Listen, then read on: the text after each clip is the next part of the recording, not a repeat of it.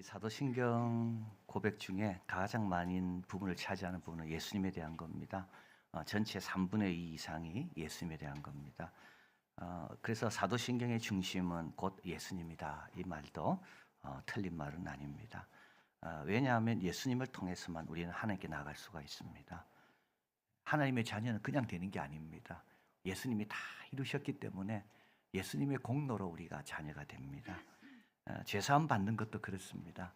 예수의 이름으로 죄사함 받는 거지 우리가 죄사함 받기에 뭘 할 수가 있겠습니까? 또 죄 짓는데요. 또 부활, 영생 전부 이거는 예수님으로 인해 우리에게 허락된 선물입니다. 하나님 그렇게 작정하셨습니다. 그래서 아들이 있는 자에게는 아버지가 있고 아들이 있는 자에게만 생명이 있습니다. 여러분 우리가 축도를 여러분 들으실 때 또 우리 고린도후서 13장 13절에 축도가 나오는데요. 거기 아버지가 먼저 안 나오잖아요. 우리 주 예수 그리스도의 은혜와 예수님이 먼저 나옵니다. 우리 하나님 아버지의 크신 사랑과 성령의 함께하심 이렇게 순서가 아들이 먼저 나옵니다. 요걸 이제 경륜적 삼위일체라 그러는데 왜 아들이 먼저 나올까 여러분? 아버지가 먼저 나오는 게 맞죠. 아들이 먼저 나오는 것은 우리가 체험하는 순서입니다. 아들을 체험해야 아버지를 체험합니다. 그 거룩한 아버지 앞에 아들 없이는 절대 못 나갑니다. 그래서 우리는 아들을 체험하고 그리고 아버지를 알게 되고 그 아버지 앞에 담대히 나가는 거죠. 아들로 인해서. 그리고 나서 어떻게 됩니까? 하나님이 주시는 그 성령 가운데 거하는 겁니다. 그래서 아들, 아버지, 성령 이렇게 순서가 됩니다. 요한일서 2장 23절 아들을 부인하는 자에게는 아버지가 없습니다. 아들을 시인하는 자에게 아버지도 있습니다. 여러분 예수님을 믿지 않는 자에게는 아버지도 없습니다.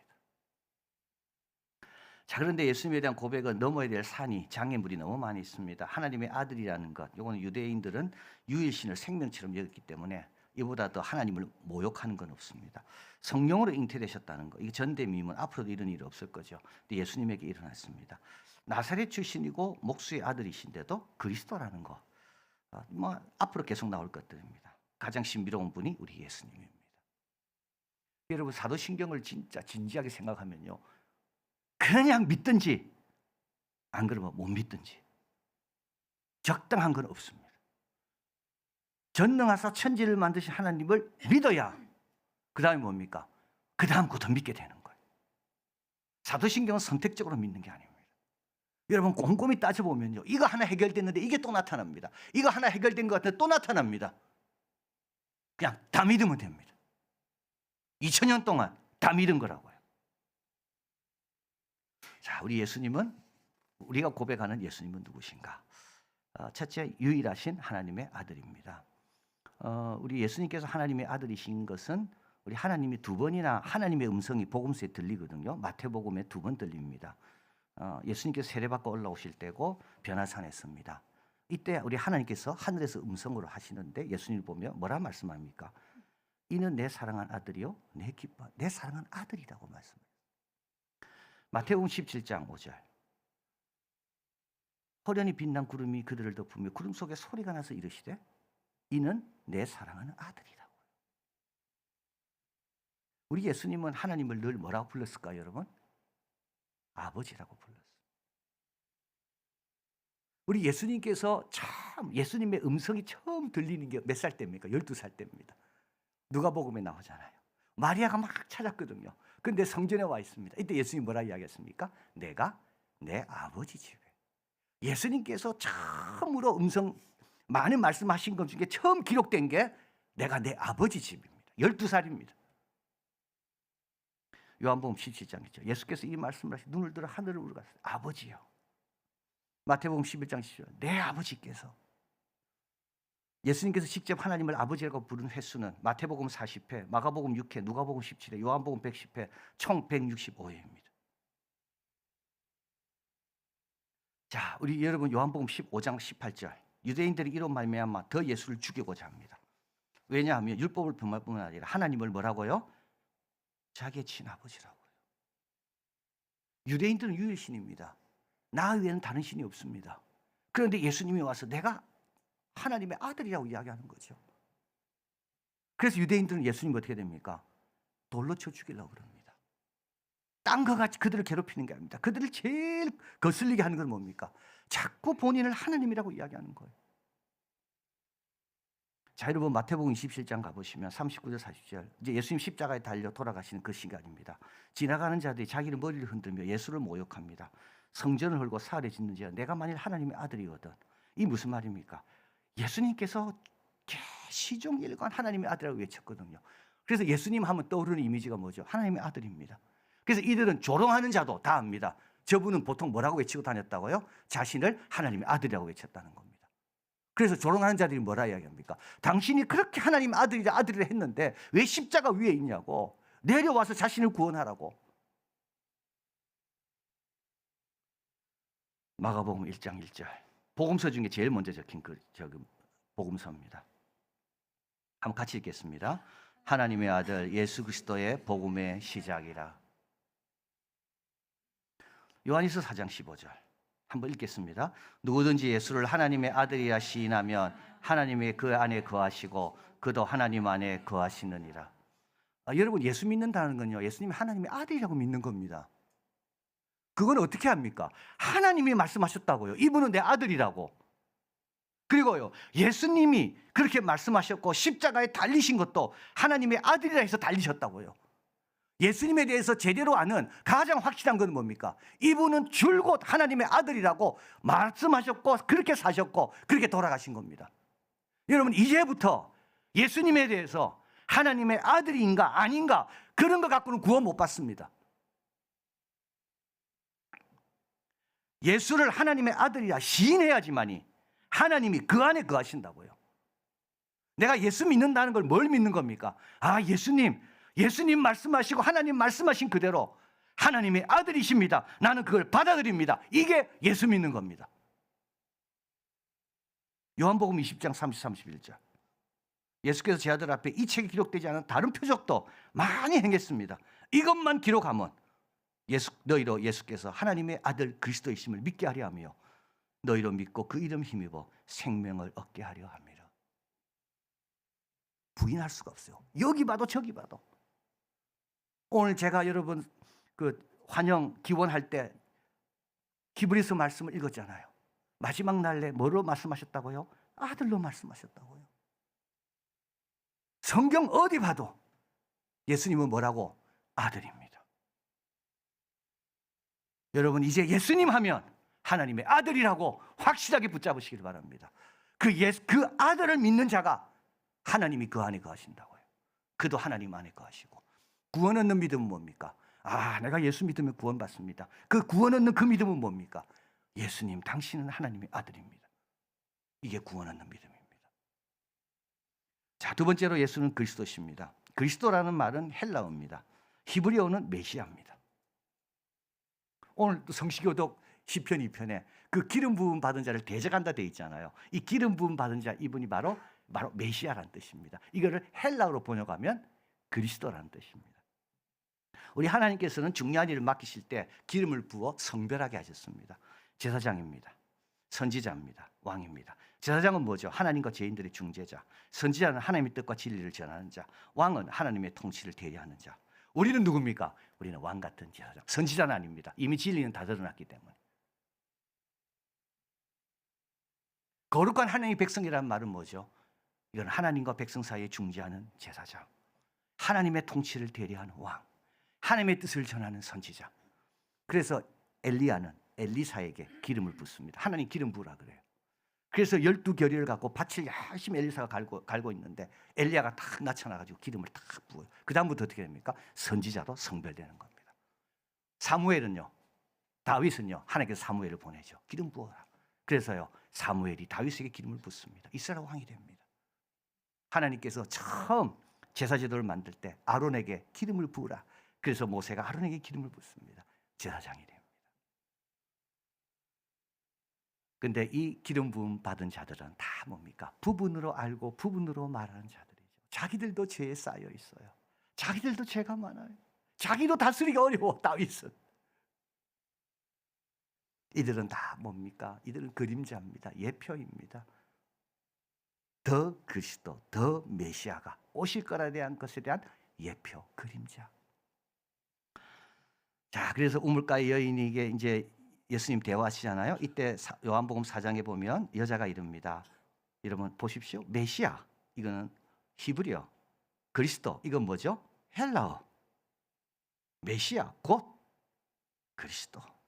왜냐하면 히브리어를 모르는 요한복음의 독자들이 있거든요. 그래서 그걸 번역해 놓은 겁니다. 메시아, 곧 그리스도. 이가 오실 줄 내가 아노니 그가 오시면.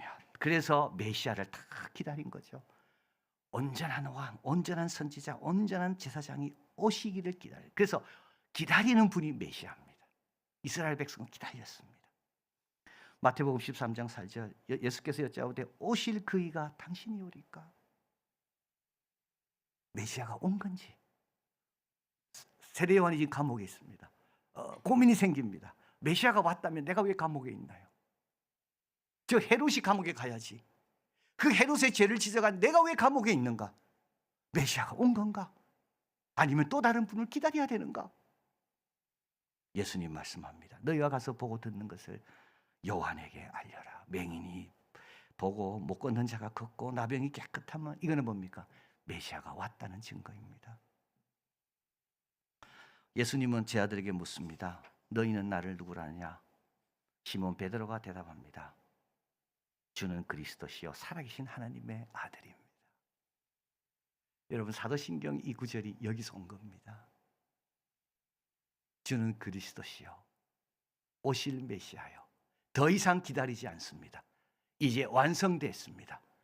더 이상 하나님의 뜻은 감춰져 있지 않습니다. 온전히 드러났습니다. 많은 선지자와 의인들이 보고 싶고 듣고 싶어 했던 그 놀라운 진리가 예수님을 통해 이제 온전히 드러났습니다.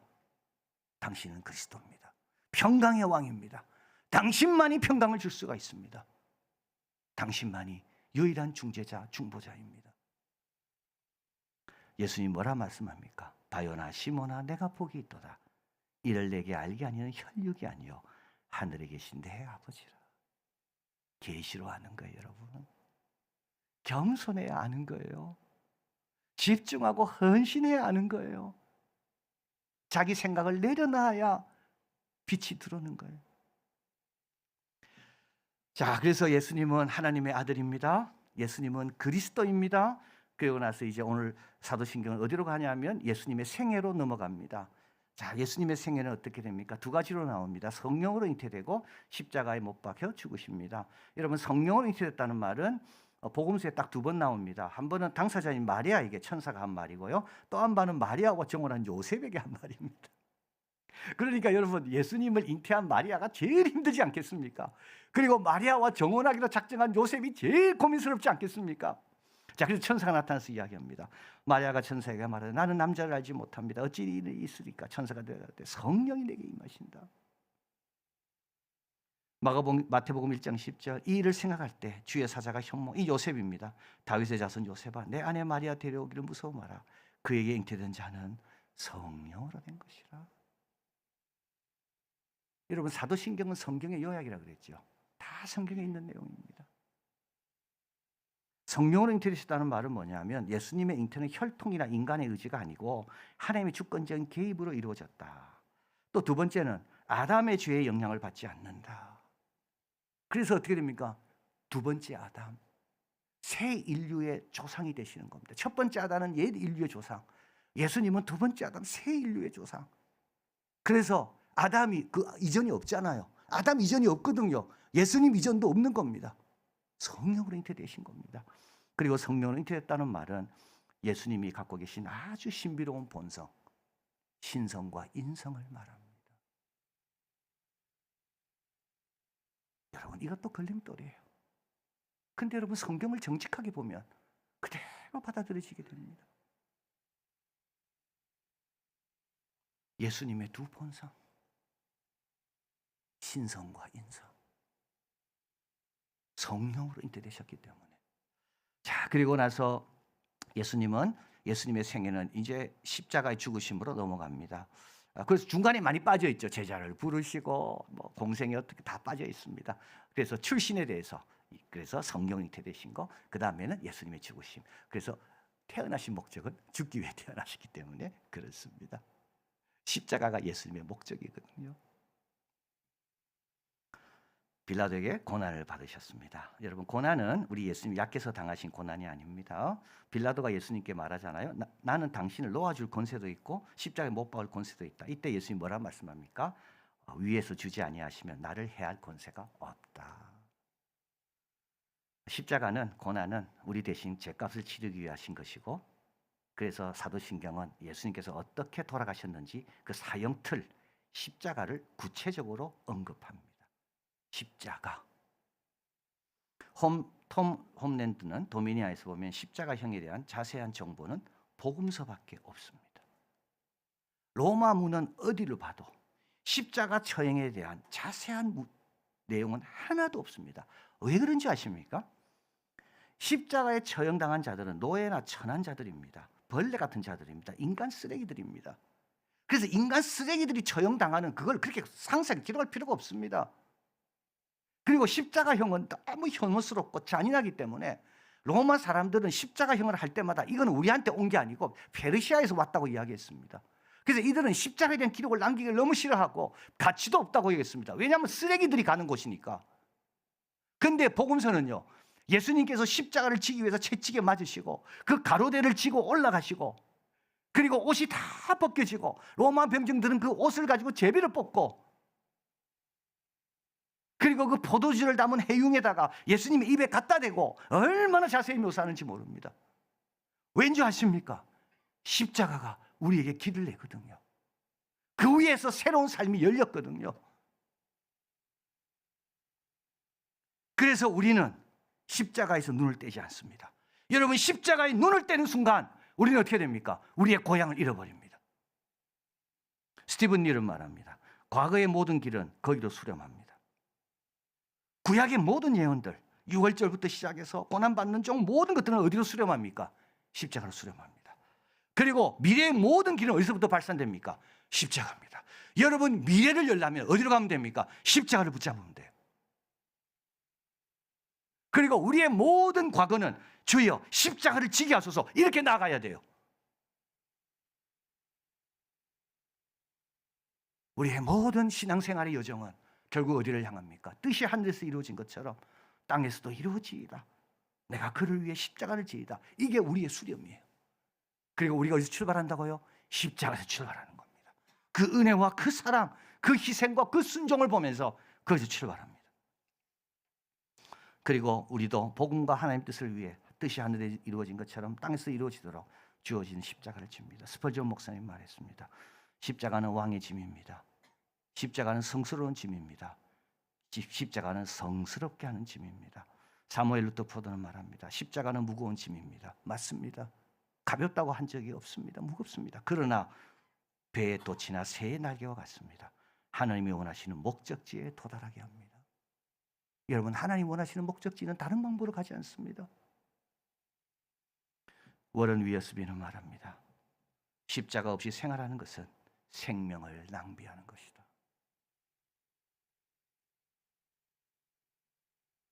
십자가 없이 생활하는 것은 생명을 낭비하는 것이다. 십자가는 하나님의 능력이고 하나님의 지혜입니다. 그래서 사도신경에 십자가가 딱 나와 있습니다. 여러분, 아침마다 이 세상 한가운데서 예수 그리스도, 예수님은 그리스도시요 하나님의 아들이라고 선포하시길 바랍니다. 나는 그분만이 길이요 진리요 생명인 줄 믿고 나는 그분의 가르침대로 살겠다고 다짐하시길 바랍니다. 그리고 그분이 주신 십자가 가까이 하고, 나도 모든 것이 십자가를 향해 수렴하고, 그리고 모든 출발이 십자가에서 나아가는 인생을 낭비하지 않고 복되게 하나님의 능력과 지혜로 사는 우리가 되길 바랍니다. 사랑하는 하나님, 너무 감사합니다.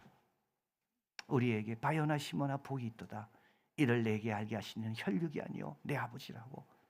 하나님, 예수님이 하나님의 아들이시고 길과 진리요 생명 되신 그리스도시고, 그리고 십자가에서 우리 죄를 다 사하신 그 십자가에 달리신 우리 분이라는 것을 깨닫습니다. 그냥 깨달은 게 아니고 성령께서 아버지가 알게 해주신 귀한 고백입니다. 세상 한가운데서 선포하고 외치고 믿고 따르게 도와주시고, 그리고 우리도 하나님이 의도하신 목적에 가게 하는 것은 십자가라는 것을 기억하고 우리의 신앙의 모든 여정이 십자가를 향하고 또 신앙의 모든 여정이 십자가에서 출발하는, 그래서 하나님의 지혜와 능력으로 승리하는 우리들 되게 하여 주시옵소서. 예수 그리스도 이름으로 기도하옵나이다. 아멘.